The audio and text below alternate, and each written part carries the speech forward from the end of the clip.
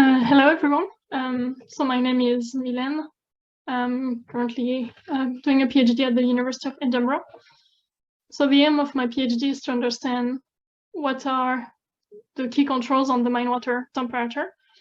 And in this presentation, I will focus on sharing my understanding of the distribution of the temperature in coal mines, and especially in mine shafts.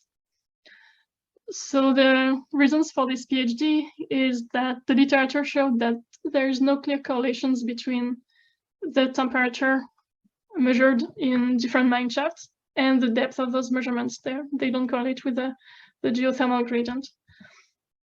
So what I've done since last year and what I presented from last year Mine Water Symposium was collecting data from the Coal Authority, mine water temperature data collected in shafts and water levels. So I gathered everything in a database and tried to look at all the potential correlations. So this is a highlight. I was quite surprised and happy to see that there's actually correlations between the average temperature measured within the wall depth of the log and the average depth of these temperature logs, with a few outliers here and there.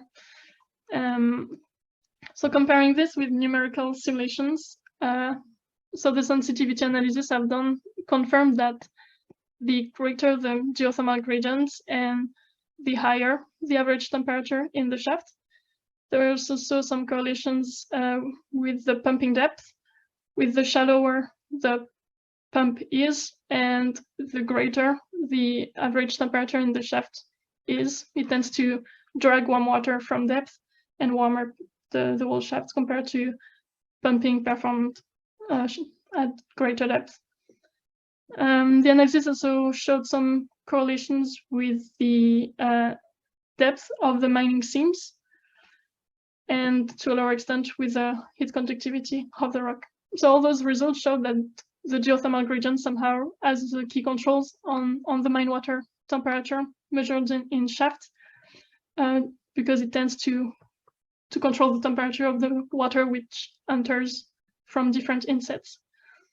However, this model does not really explain the outliers, and also it considers horizontal layers, which is not representative mostly of many coal seams in the UK, and also doesn't allow to model mixing of water from different depths. So what I want to understand now is what is the effect of the convective heat transfer in the mine galleries. Here I show the example of the Dowden-Horden coal field in northeast England. This is the area I chose for my case study, which will be the work that I do for the last chapter of my PhD. So here I'm just going to focus on the preliminary analysis I've done, the background analysis, which will aim at understanding how the hydraulic parameters that are of key importance when I want to create my big case study model. So here, this is results from that I've shared with for the next World Geothermal Congress paper. I compared a working panel worked using pillar and stars with GOF model with equivalent porosity. So from that, I compared the propagation of the thermal plume under injection and pumping, and also the heat extraction rate. And it seemed that the equivalent porous model or GOF model really reproduced quite well the rate of propagation of the thermal plume from more complex models, although it tends to overestimate a little bit the heat extraction. So it's in green here for different recharge conditions. But this is quite good because this allows to say we can simplify numerical models. We don't have to consider at large scale all the pillars for certain, if you want to focus on the propagation of the thermal plume. And then I was interested also to see what is the importance of the permeability contrast.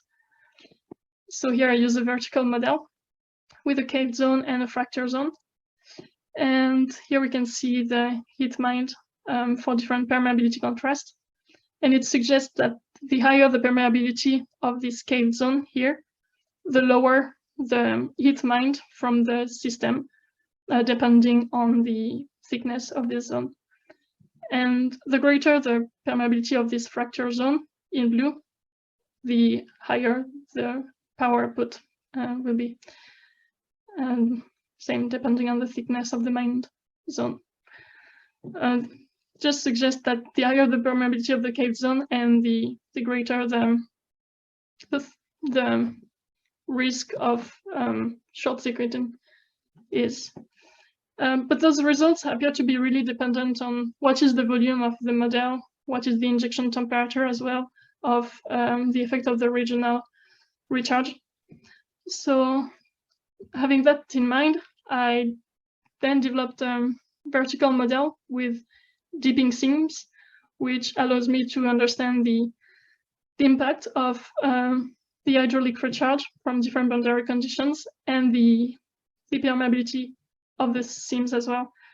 So the ultimate thing I want to do is try to reproduce the temperature profiles, or at least with this simplified model, the pattern of the temperature profiles which are observed in Horden, so to then develop my case study. So here are the results for this dipping seams model. We can see the temperature decline after 2 years of pumping from a shallow depth here. I think here in this model, the pump is at 30-meter depth. And here, this is the head distribution after 2 years. So I ran simulations for different boundary conditions. So here are all the temperature profiles after 2 years. So this is steady-state simulations. And here we can see the power output as a function of the average temperature within the shaft. So I don't want to go through this in details, but it just shows that depending on the nature of the boundary condition, so here if I, for example, flow or no flow boundaries, or if I have a forced water recharge through head boundaries, there is actually a temperature difference of up to 1 degree within the shaft, which means that the nature of the hydraulic recharge does matter and tends to superimpose into the purely conductive relationship for certain conditions.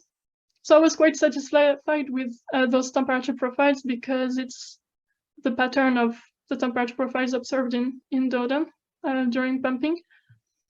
But I'm not very satisfied with the results for the monitoring shaft. So in this case, which is situated upstream, because this is not really how it looks like in reality. So there was a couple of hypotheses that I wanted to test. First, maybe because I use here a steady state analysis, which might not represent the actual conditions away from the pumping shaft.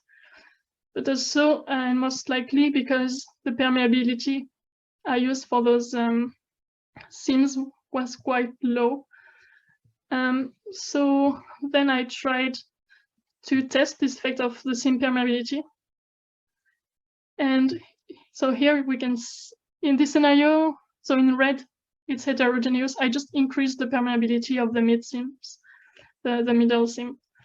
And we can see that after 700 days, or even earlier, when the permeability is higher, the flow is concentrated in this high permeability zone mostly. And this is where we can see the greatest change, the greatest steps, which makes sense. And with this higher permeability, I can observe in the monitoring shafts the same steps. And the permeability differences also impact the temperature distribution within the whole system. So this is just a flashback from earlier studies I have done. Same, it was a sensitivity analysis on the permeability of the coal seams.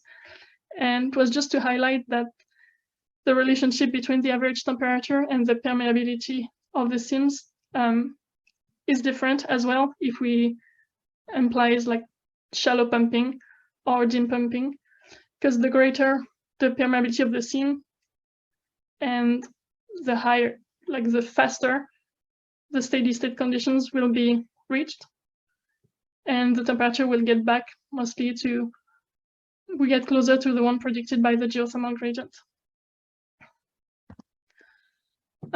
So yeah, it was mostly the highlight. So from that, I can conclude that the nature of the recharge has a high control on the temperature in shafts, but there's no real way to know. It's like the permeability. We know that it's really hard to know that from data. It's impossible. So pump tests are really the key, like extended pump tests to understand what is the situation down there.